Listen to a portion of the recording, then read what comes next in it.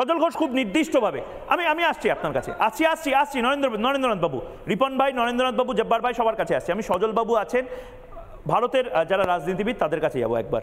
BJP এবং কংগ্রেস এই মুহূর্তে রয়েছে।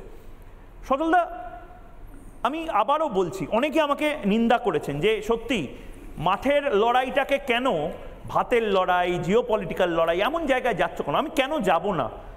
বাংলাদেশ এবং পাকিস্তান যে আচরণটা করছিল, আরে বাংলাদেশ পাকিস্তান কিছু নয় সজলদা আমাদের কাছে, কিন্তু ওদেরকে অকাতটা বুঝিয়ে দেওয়ার এই লড়াইটা ছিল এবং সেটা আমরা করেছি। এবং তার পাশাপাশি আমার দুঃখ লাগছে, কিন্তু সুভাষিস দাদের দল, শামা মোহাম্মদ বা সৌগতবাবু যে কথাগুলো বলছিলেন, সৌগতবাবু আজ অসুস্থ, আমি সৌগতবাবুকে নিয়ে খুব বেশি কিছু বলতে চাই না, কিন্তু এটা তো হচ্ছে, মানে ভারত প্রতি মুহূর্তে কেন নিজের জায়গাটা বুঝাতে যাবে? বাপই হতা है সজলদা। नहीं, पहले मैं हिंदी में बोल रहा हूँ थोड़ा सा। अच्छा। हाँ, पहले मैं शुक्रिया अदा करता हूँ कि हमारा जो दो बांग्लादेशी और पाकिस्तानी भाई है उन लोगों को रोजा का मैं अपनी तरफ से हार्दिक स्वागत करता हूँ, नमस्ते करता हूँ, नमन करता हूँ। लेकिन देखिए रिपन भाई, आपको हिंदी आता है ना? नहीं तो बांगाली ना, अगर हिंदी समझ में आता है ना तो मैं दोनों को ही बात बोलना चाहता हूँ कि हम लोग ये नहीं सोचते हैं उर्दू नहीं, हाँ ठीक है, नहीं मैं बोलना चाहता हूँ कि देखिए, ये जो गुजरात के बारे में आप बोल रहे थे, हमारे देश के लिए आप मत बोलिए, तो आप कम से कम अपने देश के बारे में सोचिए। आप इतना याद रखिएगा कि हिंदुस्तान में आपसे 10 गुना ज्यादा, 10 तो कम बोला, उससे काफी ज्यादा मुसलमान रहते हैं और जो प्यार से रहते हैं। आप लोगों ने जो 1,500 पुलिस को मारे हैं, जो आवाम को मारे, हमारे हिंदू को छोड़ दीजिए, बाद में बोलिएगा भैया, बाद में जब्बर भाई थोड़ा बाद में बोलिएगा, शांति से बात कर रहा हूं भाई, निपन भाई आप बाद में बोलिएगा, पाकिस्तान का जब्बार बोल रहे हैं बांग्लादेश को। आप पाकिस्तान भाई, आप थोड़ा शांति से सुनिए ना। हम इमरान खान का फैन थे, हम इमरान खान का फैन थे। अरे सुनिए, मैं शोएब अख्तर का फैन था क्रिकेट में। अरे यार रुको तो जरा, अरे यार रुको तो जरा, तुम्हारी और हमारी उम्र में 1 दिन का फर्क है। हम चंदा में पहुंच गए और तुम अभी हमारे देश में घुसने में कामयाब नहीं हो पाए।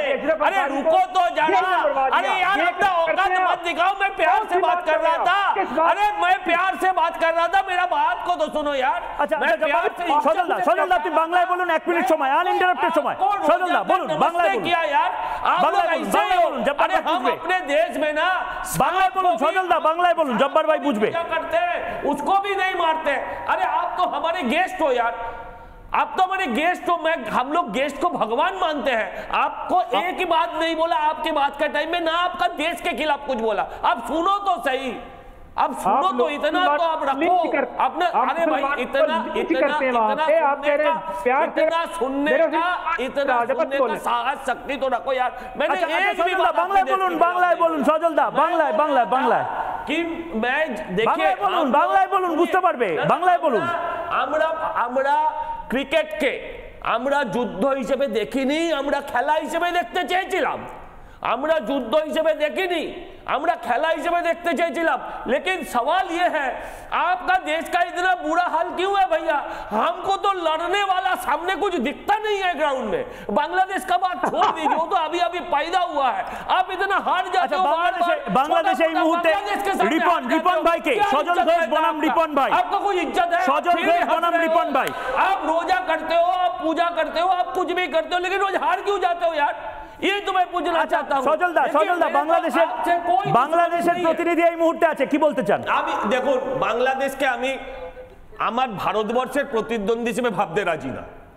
ভারতবর্ষের প্রতিদ্বন্দ্বী হিসেবে বাংলাদেশ, পাকিস্তান এদের ভাবতে রাজি নয়। শুনুন, প্রতিবেশী বলে না বন্ধু হারিয়েছে, ওই শিবাজি আর আফজল খাঁয়ের বন্ধুত্বতে আমরা বিশ্বাস করি না। যে বন্ধুত্ব পেছনে ছুরি হাতে দাঁড়িয়ে থাকবে সে বন্ধুত্বে বিশ্বাস করি না। ঠিকই বলেছেন, ঠিক বলেছেন যে আমরা চাল পাঠাই, তুমি দাম দাও। কত দাম বাকি আছে ভাই, সেটা চুকিয়ে দেন।